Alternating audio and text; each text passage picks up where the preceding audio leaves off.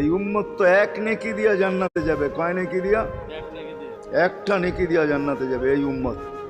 অন্য উম্মতের কথা জানি না আমি, এই উম্মত এক নেকি দিয়া জান্নাতে যাবে। নবীর একটা আদর্শের কারণে জান্নাতে যাবে। সিরত মানি আদর্শ, আর এটা আমরা কদমে কদমে মুহতাজ।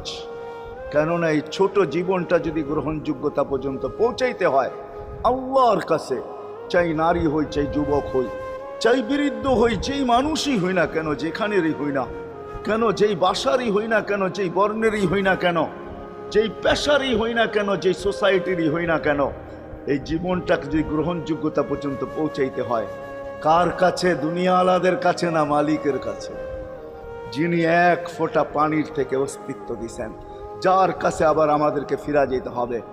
পালানের কোনো সুযোগ নাই। এই জন্যই কোরআন আমাদেরকে বোঝায় আইনাল মাফার। আল্লাহ